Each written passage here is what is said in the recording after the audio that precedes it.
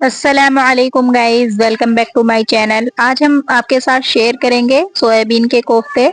ये खाने में बहुत ही ज्यादा मजेदार हैं, बहुत ही ज्यादा टेस्टी हैं, बहुत ही आसानी से घर पर बनकर तैयार हो जाते हैं। इन्हें बनाना कोई मुश्किल भी नहीं है। अगर घर पे कोई सब्जी ना हो तो आप इन्हें झटपट बनाकर तैयार कर सकते हैं, या फिर आपका कुछ नया खाने का मन कर रहा हो फिर भी आप इसे बना लीजिएगा। इंशाल्लाह आपके घर में सभी को बहुत पसंद आएंगे। इन्हें आप अपने मेहमानों के सामने भी बना सकते हैं और अपने घर वालों को भी बनाकर खिला सकते हैं। ये सभी को बहुत ज्यादा पसंद आएंगे। ये खाने में ही पता चलेगा कि कीमे के नहीं है, लेकिन देखने में बिल्कुल ऐसे ही लग रहे हैं कि जैसे कि कीमे के बनाए गए हों। चलिए तो बिना देर किए हम कोफ्ते बनाना शुरू करते हैं। रेसिपी शुरू करने से पहले आप चैनल को सब्सक्राइब कर लीजिए। तो जल्दी जल्दी फैमिली और फ्रेंड्स के साथ वीडियो को शेयर कीजिएगा, ताकि आपकी वजह से उनका भी फायदा पहुंच सके।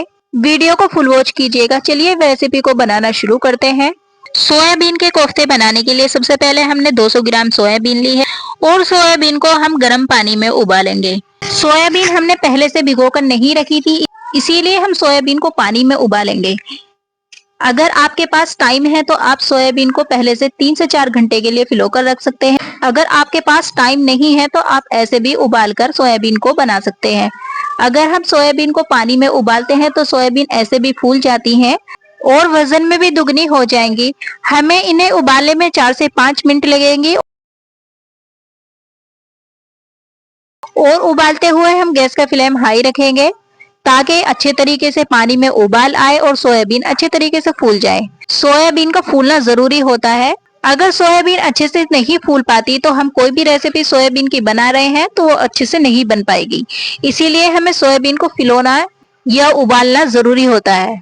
सोयाबीन अच्छे तरीके से फूल चुकी हैं, देखिए काफी अच्छे से मोटी भी हो गई हैं। सोयाबीन को उबालते हुए या सोयाबीन को फुलाते हुए सोयाबीन के अंदर काफी पानी चला जाता है, तो इनको खुश्क होना बहुत जरूरी होता है। इसीलिए हम पानी को खुश्क करेंगे। सोयाबीन का पानी बिल्कुल हमें अच्छे तरीके से खुश्क कर लेना है, कोई भी पानी नहीं रहना चाहिए, वरना तो कोफ्ते लिक्विड हो जाएंगे और अच्छे तरीके से नहीं बन पाएंगे। देखिए हमारी जो ये सोयाबीन है, हमने इनका पानी अच्छे तरीके से बिल्कुल खुश्क कर लिया है, कोई भी इनमें पानी नहीं है। अब हम इनको मिक्सी के जार में डालकर ग्राइंड करेंगे। सोयाबीन के साथ में ही हम डालेंगे 5 से 6 हरी मिर्चें और 1 चम्मच डालेंगे जीरा और 10 से 12 डालेंगे लहसुन की कलियां। सोयाबीन को हमें थोड़ा थोड़ा करके पीसना है, एक साथ नहीं पीसना है। लेकिन हम जो ये सामान डाल रहे हैं, लहसुन, हरी मिर्चें, जीरा, ये सिर्फ एक ही मिक्सी के जार में डालेंगे, हर बार में नहीं डालेंगे। सारी सोयाबीन को हमें इसी तरीके से बारीक पीस लेना है। ये हल्की दरदरी पीसेंगी। हमें यहाँ पर सोयाबीन को पीसते हुए पानी का इस्तेमाल बिल्कुल भी नहीं करना है, वरना सोयाबीन के जो कोफ्ते बनेंगे वो लिक्विड हो जाएंगे, अच्छे नहीं बनेंगे और कोफ्ते फट जाएंगे। सारी सोयाबीन हमने इसी तरीके से पीस ली है। अच्छे तरीके से सोयाबीन पीस चुकी है। अब हम इसमें कुछ मसाले डालेंगे। सबसे पहले हम एक मीडियम साइज की प्याज लेंगे और उसको बारीक चॉप कर लेंगे। प्याज को जो चॉप करते हुए थोड़ा बहुत प्याज में पानी आता है उसे अलग कर देंगे और प्याज को हम अच्छे से खुश करके तब डालेंगे। और हमने 3 मीडियम साइज के आलू लिए हैं, जिनको हमने उबाल कर अच्छे से मैश कर लिया है। आलू मोटे नहीं रहने चाहिए, इससे भी कोफ्ते खराब होंगे। उबले हुए आलू डालने से कोफ्ते अच्छे तरीके से बाइंड भी हो जाते हैं और सॉफ्ट भी रहते हैं, इसीलिए हमने आलू डाले हैं। और बेसन भी ज्यादा डालना नहीं पड़ता। हमने बेसन यहाँ पर कम ही इस्तेमाल किया है, सिर्फ 4 से 5 चम्मच इस्तेमाल किया है, इससे ज्यादा बेसन नहीं डालना है, वरना कोफ्ते सख्त बनेंगे और सोयाबीन के कम और बेसन के ज्यादा लगेंगे। बेसन को हमें बाइंडिंग के लिए डालना जरूरी होता है। अगर हमें बेसन डालने की जरूरत और पेश आई तो हम 1 से 1.5 चम्मच और डाल देंगे। हमने पहले 4 चम्मच डाला था और 1.5 चम्मच के करीब हमने अब और डाल दिया है, क्योंकि हमें कम महसूस हो रहा था, इसीलिए हमने डाला है। मसालों में हमने डाला है 1 चम्मच पिसा हुआ धनिया और आधी चम्मच डाली है पिसी हुई हल्दी और आधी चम्मच डाली है लाल मिर्च पाउडर और आधी चम्मच के करीब ही डालेंगे हम पिसा हुआ नमक। नमक का यहाँ पर ज्यादा इस्तेमाल नहीं करना है, क्योंकि हमें मसाले में भी आगे नमक डालना है, इसीलिए हम पहले से ही कम डालेंगे। और 1 प्याली कटा हुआ हरा धनिया भी डालेंगे। सारी चीजों को डालने के बाद मिक्सचर को अच्छे तरीके से मिक्स कर लेंगे। हमें मिक्सचर को अच्छे तरीके से मिक्स कर लेना है, ताकि सारी चीजें आपस में मिक्स हो जाएं।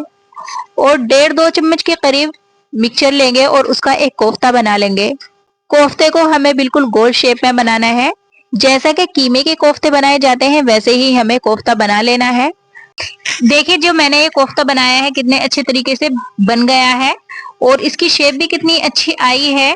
इसी तरीके से हम सारे कोफ्ते बनाकर रख लेंगे। इनमें ऐसा महसूस ही नहीं हो रहा है जैसे ये कीमे के ना हो, बिल्कुल ऐसा ही लग रहा है जैसे ये कीमे के कोफ्ते हों। हमने सारे कोफ्ते ऐसे ही बनाकर रख लिए हैं। कोफ्ते हमारे फ्राई होने के लिए बिल्कुल तैयार हो गए हैं। अब हम इनको फ्राई कर लेते हैं। तो हमने कोफ्ते फ्राई करने के लिए सबसे पहले कढ़ाई ली है और कढ़ाई में हमने तेल डाला है। तेल को हमें अच्छे तरीके से गर्म कर लेना है, क्योंकि तेल सरसों का है, इसीलिए तेल की स्मेल दूर करनी जरूरी होती है। तेल को पहले हम अच्छे से गर्म कर लेंगे, फिर गैस का फ्लेम हम मीडियम कर देंगे और हम जब एक एक करके कोफ्ता डालेंगे, जब हम कोफ्ते डाल रहे हो तो तेल बहुत ज्यादा गर्म नहीं होना चाहिए, क्योंकि फिर कोफ्ते ऊपर से तो पक जाएंगे और अंदर से अच्छे से पक नहीं पाएंगे। इसीलिए हम गैस का फ्लेम मीडियम रखेंगे और थोड़ा थोड़ा करके हम कोफ्ते डालते जाएंगे और कोफ्ते को अच्छे से सेक लेंगे। कोफ्ते डाल के हम पहले 1 मिनट ऐसे ही छोड़ देंगे। 1 से 1.5 मिनट हम कोफ्तों को ऐसे ही पकाएंगे और फिर कोफ्तों को अलट पलट करेंगे। कोफ्ते चारों साइड से हमें अच्छे से सेक लेने हैं। जब कोफ्तों में अच्छे से एक ब्राउन कलर आ जाए, जब हमें कोफ्तों को बाहर निकालना है। देखिए हमारे कोफ्ते अच्छे तरीके से सीख चुके हैं। हमने कोफ्ते सेकते वक्त गैस का फ्लेम मीडियम रखा था, इसीलिए हमारे कोफ्ते अंदर और बाहर से दोनों साइड से अच्छे से सीख चुके हैं। अब हम कोफ्तों को पोने की हेल्प से कढ़ाई के किनारे पर रोक लेंगे। जो भी कोफ्तों में एक्स्ट्रा ऑयल होगा वो नीचे चला जाएगा। इसी तरह से हम सारे कोफ्ते बाहर निकाल लेंगे। कोफ्ते हमने कढ़ाई से बाहर निकाल लिए हैं। जो हमारा कढ़ाई में ऑयल बचा है, इसमें हम अब एक मसाला तैयार करेंगे, एक ग्रेवी बनाएंगे। गरम मसालों में मैंने 2 तेजपात के पत्ते लिए हैं, एक दालचीनी का टुकड़ा लिया है और एक बड़ी इलायची ली है, 2 से 3 छोटी हरी इलायची ली है और 2 से 3 लौंग ली है और 4 से 5 काली मिर्च ली है और 1 चम्मच जीरा लिया है। इन सब मसालों को हम तेल में अच्छे से चटका लेंगे। जब मसाले अच्छे तरीके से चटक जाए, इसके बाद हम इसमें डालेंगे चॉप की हुई प्याज। प्याज हमने 3 मीडियम साइज की ली थी, इनको हमने बिल्कुल बारीक चॉप कर लिया है। प्याज को हमें बिल्कुल बारीक चॉप करना है, वरना मसाला अच्छे से नहीं बन पाएगा। जो हमारी ग्रेवी होगी वो अच्छे तरीके से नहीं बन पाएगी, एक फटी फटी सी ग्रेवी बनेगी। प्याज को हमें 2 से 3 मिनट के लिए पकाना है। जब प्याज का कच्चापन दूर हो जाए तो हम इसमें कुछ मसाले डालेंगे। प्याज को पकते हुए 2 से 3 मिनट हो गए हैं, प्याज अच्छे से पक चुकी है, प्याज का कच्चापन भी दूर हो गया है। अब हम इसमें डालेंगे 2 चम्मच भरकर अदरक लहसुन का पेस्ट। अदरक लहसुन का पेस्ट डालने के बाद हमें 1 मिनट के लिए और पकाना है, ताकि अदरक लहसुन का कच्चापन भी दूर हो जाए और अदरक लहसुन का पेस्ट भी अच्छे से पक जाए। अब हम इसमें डालेंगे कुछ मसाले। आधी चम्मच डालेंगे हल्दी पाउडर और 1 चम्मच डालेंगे धनिया पाउडर, 1 चम्मच डालेंगे लाल मिर्च पाउडर और 1 चम्मच डालेंगे नमक और आधी चम्मच डालेंगे कश्मीरी लाल मिर्च। कश्मीरी लाल मिर्च डालना ऑप्शनल है, अगर आपके पास है तो आप डाल सकते हैं, इनसे कलर अच्छा आएगा। अगर आप चाहें तो कश्मीरी लाल मिर्च पाउडर को स्किप भी कर सकते हैं। इन सभी मसालों को डालने के बाद हमें मीडियम फ्लेम पे 2 मिनट के लिए पका लेना है, ताकि जो भी इनकी स्मेल है वो दूर हो जाए। जब मसाले अच्छे तरीके से पक जाए, मसालों की स्मेल दूर हो जाए, उसके बाद हम इसमें डालेंगे टमाटर की प्योरी। टमाटर हमने 3 मीडियम साइज के लिए थे और उनकी मिक्सी के जार में डाल के प्योरी बना ली थी। टमाटर की प्योरी डालने के बाद मसाले को हमें अच्छे तरीके से पका लेना है, जब तक मसाला ऑयल ना छोड़ दे और मसाले में एक अच्छा सा कलर ना आए, जब तक हमें मसाले को अच्छे से पका लेना है। मसाला भूनते हुए हमें तकरीबन 5 मिनट तो लग ही जाएंगे। उसके बाद हम डालेंगे 1 प्याली दही। दही को हम फेंट के ही डालेंगे, वरना अच्छी नहीं लगेगी। और दही डालने के बाद हम अच्छे तरीके से चला देंगे, ताकि जो हमारी दही है वो अच्छे से मिक्स हो जाए और फट ना पाए। उसके बाद हम इसमें डालेंगे 2 गिलास पानी।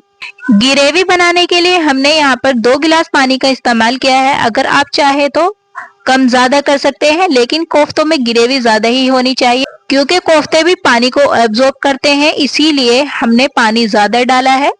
पानी डालने के बाद हम ढककर 2 से 3 मिनट के लिए पकाएंगे।